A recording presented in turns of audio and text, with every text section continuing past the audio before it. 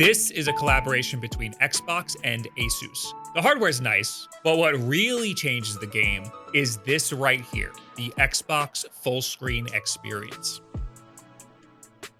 There's nothing under this. The Windows desktop is not here. It boots right into this. You can navigate the whole thing with the controller. No unnecessary Windows processes running or anything. Gone are the days of annoyingly navigating Windows from the touchscreen. This thing boots up and lets you navigate it like a Steam Deck, except it's Windows. With the full compatibility of Windows, any game, any launcher, it doesn't matter. This really does change everything about PC handhelds now. And yeah, the hardware is cool too, I guess.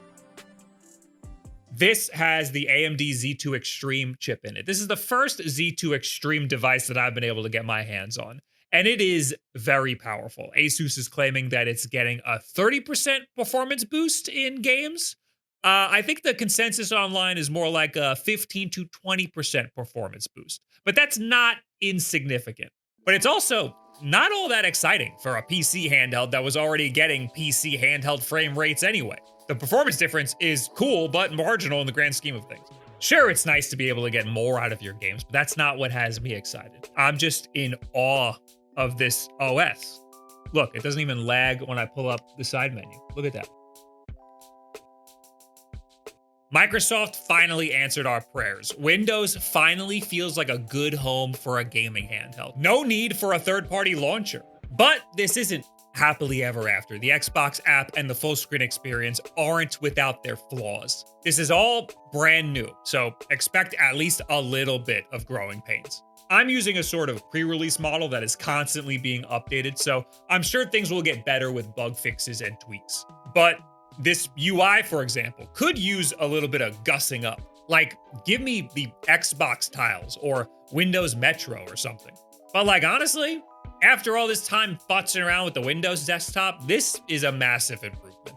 And ASUS made a decent piece of hardware too, I guess. It really does just look like last year's Ally X with some grips. But there are a lot of other minor changes that make it a bit more than that. I like the old Ally X. I used it quite a lot, so I'd be just fine with a new and improved version of this. I wouldn't have gone with this design in particular, but I've been playing this for about a week now, and I do really love playing games on here. It takes what I like about the Ally X, makes it more powerful, gives it a fresh coat of paint, puts these stupid grips on there, and gives you a much better Windows experience right out of the box. No need to set up another launcher or like Steam in big picture mode. No need to install SteamOS. As much as I like talking about Bazite, I don't feel like I need it here. Sorry, Bazite, I still love you though. This makes PC handhelds way more viable. This is a serious competitor to home consoles now, similar to a Steam Deck. This is, dare I say, a serious competitor to the Steam Deck too. It's certainly a lot more powerful, but you're going to be paying for it. This is a serious decision, buying one of these. $1,000 is not cheap. You've got to think long and hard about whether or not you need one of these in your life, and how much more worth it is than just a Steam Deck or even just a Nintendo Switch 2, both of which are less than half the price. $1,000 for an Xbox branded device is kind of crazy, but it is also a whole computer. It's also a glimpse at what the next generation of Xbox is going to look like. It's probably going to look like a computer. This video is sponsored by Factor.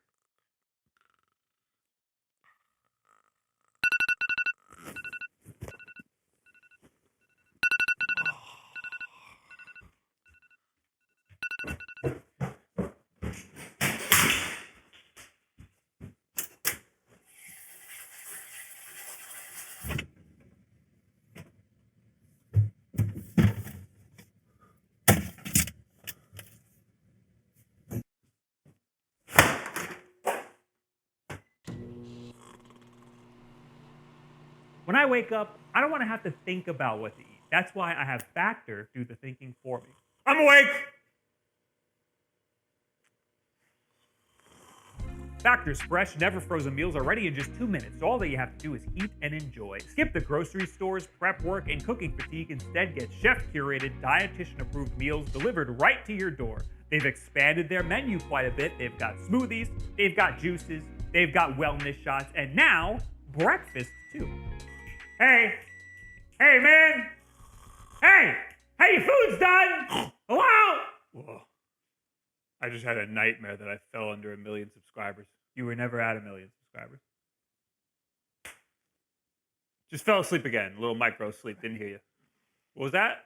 It takes just 2 minutes in the microwave. So if you're in a hurry, it's perfect. Sometimes I forget to eat, so having Factor around and ready to go has kept me a little bit healthier. And you could try it for yourself by going to factor75.com or click the link in the description below and use code YAHUNGRY, FB50, to get 50% off plus free breakfast for a year. That's YAHUNGRY, FB50, to get 50% off and free breakfast for a year. Whoa. I just had a dream that someone was in my house and wouldn't shut up. That me? No, the other Bob. That looks like me. I'm just joshing. Just keep it down. I first got to check these out at an event hosted by ASUS. There, I got to try out the 2 versions, the $600 white one and the $1,000 black one. The cheaper white one only has a Z2A chip in it, so a weaker chip. It also has 16 gigabytes of RAM instead of 24, and it only has 512 gigabytes of storage instead of 1 terabyte. It also doesn't have those Xbox triggers that vibrate. I don't know how much you care about those. So the cheaper one takes a little bit of a performance dip. At the event, they only really had a Hollow Knight and Solitaire on the white ones. So I really didn't get a chance to put it through its paces, but reports are saying it'll be about the same or slightly more powerful than an ROG Ally from 2 years ago. So if you want to save some money, just get one of these. It's always on sale. It's so much cheaper. The black one that I have here was provided by ASUS. You will notice that it is very big. It's a bit thicker than the previous models, but then it's also way thicker because of the attached grips. One of my favorite things about the original Ally and Ally X is their small footprint, at least compared to some other powerful PC handhelds. Well, this kind of throws that out the window. It's comfortable, sure. They wanted to make it feel like you have an Xbox controller in your hands, and it kind of does feel like that. But that doesn't really mean all that much to me. I'm already compromising by playing on a portable console. I wouldn't mind compromising a little more to make it a little more portable. The grips are just a little bit much in my opinion. I mean, they're fine, but it also means that they won't fit in any case that I have. Maybe the Genki satchel, if I shove it in there. Oh, it fits. Otherwise, you need their $70 case. It is a pretty cool case though, for what it's worth. But I'll admit, you get a pretty good grip on this thing. It's big, but it's a lot lighter than it looks. The white one is even lighter than that. I guess because it's missing some of the rumble motor and some of the battery. Also, white plastic is just lighter than black plastic, if you didn't know. A lot of the button feel should be familiar to you if you've ever used an Ally or Ally X. The buttons are a little clicky in the same way that Xbox buttons are clicky. The joysticks are very similar to the Ally X. The D-pad is also the same, but because of the grips, your thumb rests on it way easier now. So the D-pad is way easier to use.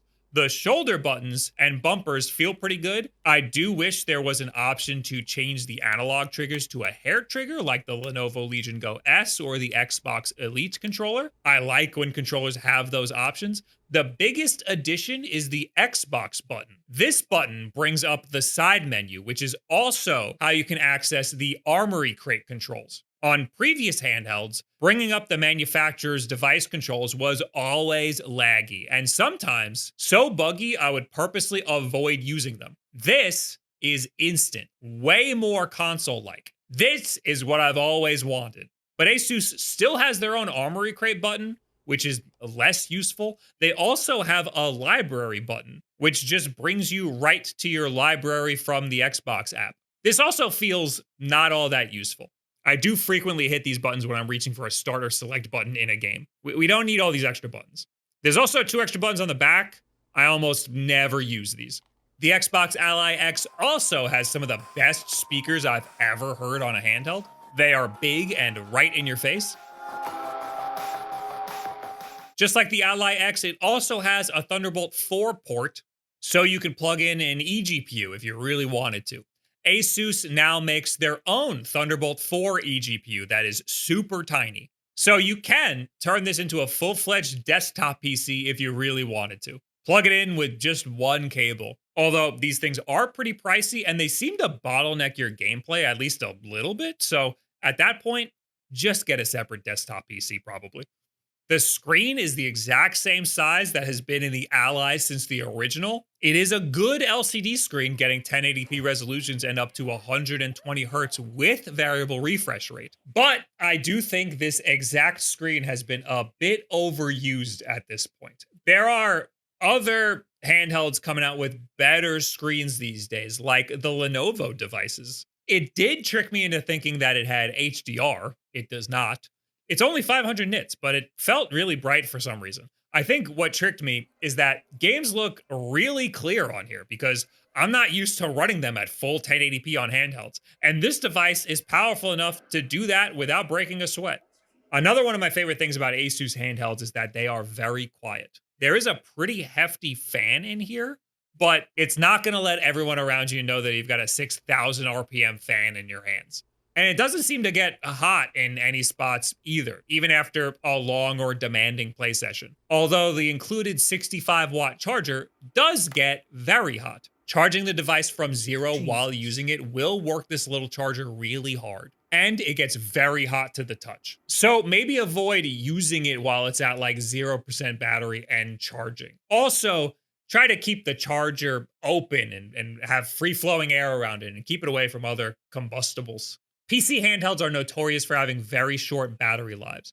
When I first get a PC handheld, I like to crank the power all the way up to get the most use out of it. I want to see it at its full potential. I gotta kind of break that habit. The Z2 Extreme is powerful enough where choosing the middle performance mode should be enough for pretty much every game. Performance mode is 17-watt TDP. I did about 2 hours downloading stuff and playing Hades 2 on and off. This dropped me down to just 50% battery. Then I started playing Forza Horizon 5, and that got me another hour before it went down to 20%. So about 3 hours of gameplay at 17 watts, that's not bad.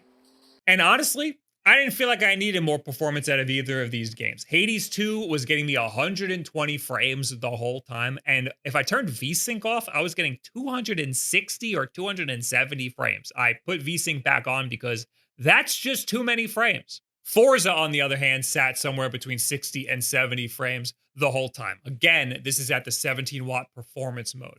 If I switch everything over to turbo mode, it took almost an hour of playing Forza to get it down to 50% battery at 25 watt, the turbo mode. I'm honestly pretty impressed by that. I don't normally play for long play sessions unless I'm like on a flight or something. So if I'm just playing at home on the couch, I might stick to turbo mode. If I'm on a flight and want to get the most out of my battery life, if I'm playing a game like Forza, I might stick to that performance mode. It's good to have options, but hey, I'm not mad at this battery life. So turbo mode gets you 25 watts on battery power. But if you have this thing plugged in, you can get a whole 35 watts TDP. And I actually played like this a lot if I'm stationary, like if I'm laying in bed. All of my performance tests are done plugged in and at max power, so it's probably going to be using the 35 watt, unless otherwise specified. I just want to see the number go up, and that's how we're going to do it. That's going to be the most interesting thing to me. Out of the box, there will be a Windows setup, and Windows has a pretty annoying setup. But after that, it should throw you right into the Xbox full screen experience instead of the Windows desktop. The first thing that I did was download Steam because most of my games are on Steam.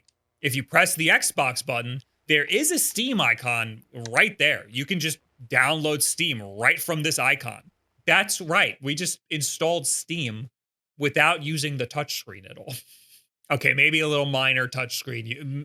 It's still easier. After logging in, I did have to enable big picture mode in order to use Steam with the controller. I would also suggest setting Steam so that it always launches in big picture mode. And make sure it doesn't launch when the system launches because you want to launch into the Xbox full screen experience. And look, now I can switch between Xbox mode and Steam mode. amazing. Yes, holding the Xbox button brings up the task switcher, which also helps make things feel more like a console and less like a PC. There's a section of launchers within the Xbox full screen experience that you can download just right from here. I set up the Ubisoft launcher entirely from the full screen experience. If you want a launcher that's not here, maybe like the Genshin Impact launcher or something like that, you can just switch to desktop mode. You do that by pressing the Xbox button, going to the settings, and scrolling down to desktop mode. It will then instantly enter desktop mode. But if you want to switch back to Xbox mode, you'll need to restart the system. It's kind of like a Steam Deck in that way, except this is a whole ass Windows computer. I have not spent really any time in the desktop mode at all. I've been doing everything from the full screen experience. This did not come to me with the full screen experience in it. I had to do some tomfoolery to set it up. Yours, if you buy one, will not be like that. After the Windows setup, it should just load in the Xbox full screen experience, which I think is going to be a much better experience. After setting up the full screen experience, the only reason I entered the desktop mode was to disable the keypad, because I don't want to have to enter a pin every time I turn this thing on. That's a bit of an annoying process. Go to this video and this timestamp to figure out how to do that. But the keypad now allows you to enter it with the controller like an Xbox does, which is nice. I did find myself using the task switcher quite a bit. You can either swipe up from the bottom or you can just hold the Xbox button. That's been a really nice feature. But sometimes there's some hang-ups. Sometimes an app will load and a pop-up will come up and the full screen experience just kind of shoves it off to the side. That's not like the worst thing. I did notice that inputs would hang up and buffer pretty frequently. I would press a button, nothing would happen. Then I would press a bunch of buttons to try to wake it up or get it to do something. Then after a few seconds, suddenly all of my inputs would all register at once. This happened quite a lot, but I'm sure this is a pre-release issue and they'll fix it eventually. Previous ASUS devices were really buggy right up until launch, and then when it launched, everything was just fine. The Steam Deck, if you remember, when that thing launched, it was a mess, and then they really quickly updated it and fixed everything. So I'm sure this brand new version of Windows will get some updates pretty soon too. Okay. I think we're ready to start playing some games and do some performance tests on here. Now, these performance tests are not very scientific and they're very anecdotal. We're just playing some games and seeing how they compare to what I've played on other consoles. 3D Mark gets us around 4,000, which is very high, a decent amount higher than the Ally and the Ally X. It is less than the MSI Claws, but those are using Intel chips. And those benchmarked really high, but didn't perform that high. So the 3D Mark for those was a little skewed. 3D Mark just tells a little bit of the story, not the whole story. I ran it again at 17 watt TDP and it got me about exactly the same as the Ally X at full blast. So that's kind of crazy. Cyberpunk isn't really all that exciting. I got 41 frames in the benchmark. Tried my best to remember all the settings that I used in previous tests. I used the Steam Deck preset and turned off ray tracing. I kept it at 1080p. And during actual gameplay, we got about the same, somewhere around 39 frames. This is a decent improvement over the Ally X using Windows, but I gotta tell you, Bazite still ran in supreme here. Bazite is SteamOS for these Windows handhelds. Even though we got no Windows bloat anymore, Bazite might have even less bloat. Marvel Rivals is pretty decent. We're getting around 82 frames per second running around in the practice area. And then when we're opening a portal, we're getting around 53. These are at 1080p low settings. If I were to play this for real, I would turn on frame generation, just so that those dips get smoothed out a little bit. But this is pretty impressive. It's among the best of the PC handhelds. Resident Evil 4 hangs out in the 60s, but I did see it dip down to the low 50s at times. So depending on what's going on, or if it's your first time in an area, it might need to render a little bit. But honestly, this is still amongst the best performance I've seen in any PC handheld so far.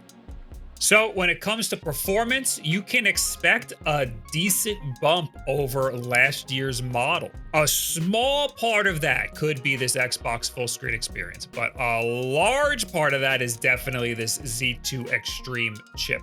It's a significant performance bump. Maybe not the 30% they said, but it's still pretty significant. People seem to be a lot more impressed at what this could do at lower TDP, like that medium setting. I tried Forza at the 25 watt turbo mode and I got way more frames out of that.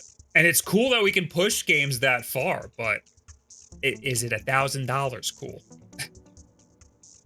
So this might be the most powerful device that I've ever had the pleasure of playing on. If you're a numbers guy, this is a very exciting thing. I think the frame boost that you get here might not be all that impressive on its own. But what I think is more impressive is if you're playing a game, you might not feel obligated to drop the resolution down to 720p to get the most frames out of it. You might be more comfortable playing at 1080p because of these minor performance boosts. I'm feeling pretty comfortable playing a lot of these games at higher resolutions or at default settings without having to tweak too much. When you're using a handheld, you kind of just understand that you'll be compromising on performance a little bit for the convenience of the portability here. Getting that extra leeway with the performance allows you to compromise way less. A high frame rate is the most important thing to me in most games, but maybe if it looks bad, I can up the resolution or turn up the ray tracing or something. I can play around with settings here if I feel like I need to. This handheld isn't gonna make any enemies based on its performance alone, that's for sure. But let's be real here. $1,000 is a lot of money to spend on a gaming handheld. I think that price probably would have been a little lower if we weren't in the middle of these market conditions, they call it.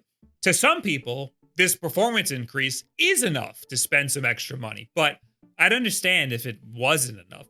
I think the Xbox full screen experience plus this performance increase does make this device worth the price tag.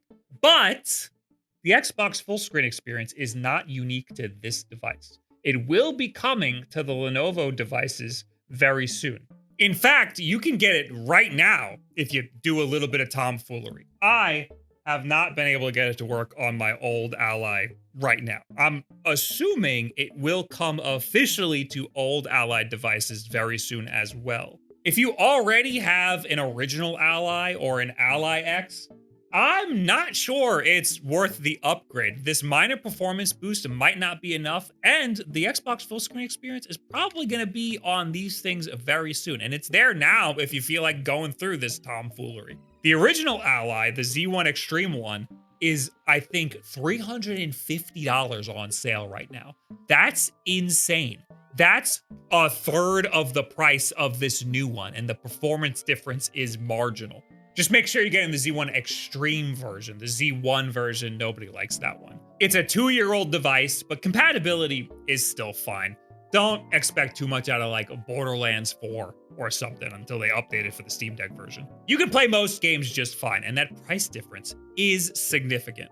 If you want to stick with something that's on the bleeding edge, there is still the white Xbox Ally. I didn't get to spend too much time with this one, but if performance is going to be anywhere close to the original Ally, why in God's name wouldn't you just get the original Ally? It's almost half the price. I don't want to undermine how much I really like the Xbox Ally X. It is still probably the best PC handheld that you can buy right now. ASUS had a great platform already, and Microsoft did an incredible job turning it into a full-fledged console now.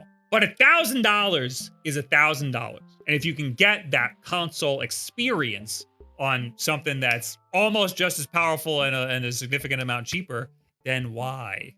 It's gonna be really hard to convince people to get into the PC handheld space with prices like this. It's what makes a Switch 2 or a Steam Deck so enticing. I guess Xbox has positioned itself as the powerful premium handheld. The Steam Deck might still be the best value. The Switch 2 is also great if you don't want to think and just want to play games. The Xbox Ally X is the premium all-arounder. This thing can do everything. It will have the best performance, and it doesn't have to be a janky experience anymore.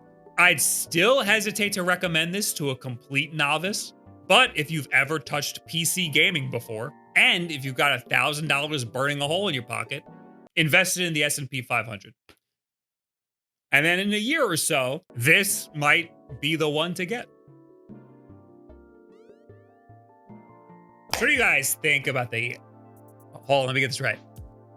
ASUS ROG Xbox Ally X. Did I get that right? I think I did. I think I did. What do you think about this? Is it just way too expensive, or is it enticing to you? Does this make you want to get into PC handhelds now that Xbox is finally behind them and made the Windows experience way better? This solves a lot of problems for me. The issue is just how expensive these things have gotten. But I am way more excited about playing PC handhelds now that Microsoft has fixed their shit. Leave it in the comments below, at me on Twitter, any and all the other social media garbage. We will be talking about this more on our podcast tonight over on youtube.com/WolffDenPodcast and over on Twitch as well. So if you've got any questions, come over to the live chat and ask us questions there. Thank you, ASUS, for providing this. I think I have to send it back. They did give me a return label. I will be buying one if they do want it back. Thank you, Factor, for sponsoring this video. Don't forget to check them out. The most important thing you can do is subscribe right here if you like this video and you like seeing these videos, because subscribing is the way to see them, and share this video with a friend who's rich. I don't know. Thank you very much. Goodbye.